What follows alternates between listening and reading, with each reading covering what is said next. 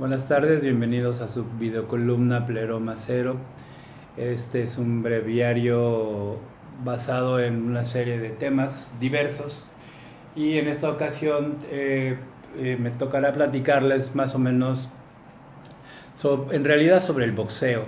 Este fin de semana pasado atestiguamos una de las tomadas de pelo más impresionantes que ha habido en la historia de ese deporte que durante muchos años representó una gloria y un orgullo nacional en México.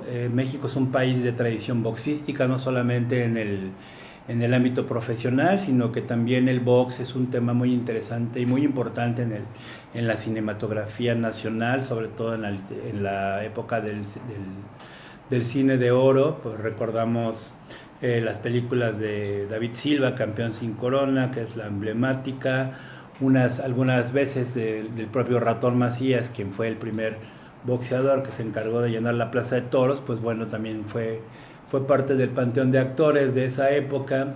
Y bueno, dentro de las más recordadas y entrañables por algunas, pues está Pepe el Toro, ¿no? Que dentro de todas sus desgracias y horribles infiernos, pues también resultó ser boxeador y de manera muy cursi, pues termina asesinando accidentalmente a Wolf Rubinsky.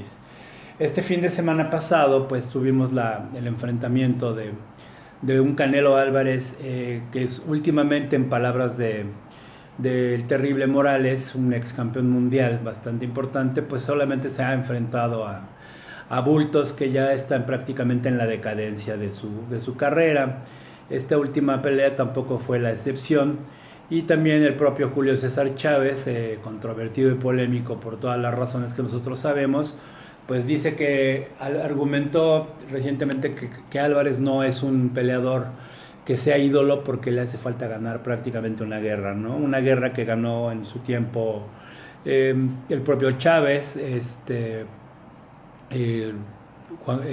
las peleas de Guadalupe Pintor, algunas de Pepino Cuevas en su primera etapa, de Alfonso Zamora, de Carlos Zárate, y sobre todo del gran Salvador Sánchez, que yo creo que fue el boxeador más entrañable de esa generación. Entonces, en ese sentido, pues la vida de los boxeadores, en este caso la de Canelo, pues siempre ha estado rodeada de lujos, como emulando un poco el estilo de vida exagerado que lleva, por ejemplo, su propio verdugo Mayweather, que fue Floyd Mayweather Jr., que fue el que le puso realmente en su lugar y un gran repasón. Y en ese sentido de los excesos a los que han llegado los boxeadores, que es una tradición también muy trágica, donde de pronto se ven rebasados por sus fortunas, pues está en ese mismo tenor el recordatorio de un gran boxeador cuya carrera comenzó a finales de los años 60 y principios de los 70, que fue el argentino Carlos Monzón, que también vivió una generación de grandes peleadores y prácticamente fue uno de los grandes campeones que se retiró prácticamente invicto en las defensas de su título, en una época en la que el boxeo era mucho más intenso, era mucho más verídico. Evidentemente nunca estuvo alejado de las polémicas de las mafias, pero este tipo de excesos, particularmente de peleadores que provienen de clase baja, pues llevaron a Carlos Monzón a viajar con el jet set prácticamente, salir de una provincia miserable, casi rural, como era Santa Fe, Argentina, en los años 50 y 60, a prácticamente estar en el jet set, ser amigo personal de grandes actores como Alain Delon. Y la trágica y terrible historia de Carlos Monzón es que terminó asesinando a su mujer, ¿no? Es uno de esos casos trágicos de la historia del deporte, como muy parecido a la tragedia también que ocurrió con O.J. Simpson, que son deportistas de un gran alto nivel. Recientemente hubo eh, el corredor sudafricano discapacitado que utilizaba unas prótesis muy, muy impresionantes, que también asesinó a su mujer. Son gente que son como personajes novelescos, ¿no? En ese sentido, les recomiendo precisamente que actualmente en Netflix está la serie sobre Carlos Monzón, sobre este tipo de excesos que sobrepasan a los boxeadores, a los deportistas que de la noche a la mañana ganan mucho dinero y de pronto enloquecen con la fama, con los excesos, con los lujos, con el alcohol, con las mujeres. Y también para recordarles que hay un caso muy semejante al de Monzón en México. En México durante los años 70, principios y durante los 80 hubo un peleador también de nombre Rodolfo González, mejor conocido como el Gato González.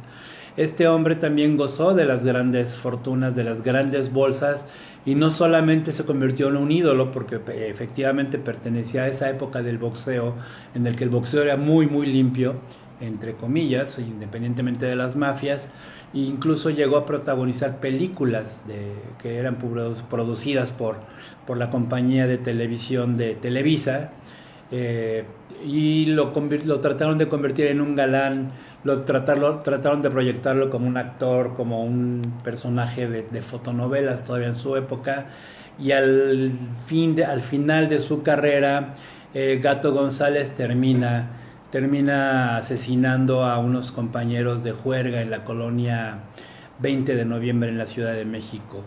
Este tipo de historias son prácticamente para hacer series de televisión. La del Gato González, yo supongo que es una historia que se tiene que contar. Si ustedes googlean, no existe mucho sobre el tema de los asesinatos que tienen preso al Gato González actualmente, salvo una terrible contraportada del periódico La Prensa que decía a 4 columnas: Gato asesino. Bueno, esto es una pequeña reflexión sobre el boxeo, sus excesos, y también sobre todo que si usted es público aficionado al box, pues no se vaya con la finta del Canelo Álvarez, ¿no? Consulten YouTube, hay peleadores mexicanos muchísimo más completos, y pues no queda otra cosa más que dar la recomendación de la serie de Monzón. Está en Netflix, y les envío un saludo y espero que este otoño aquí en Ciudad Victoria pues sea más benévolo y baje de los 30 grados. Con ustedes, Gerardo Villegas, muchas gracias.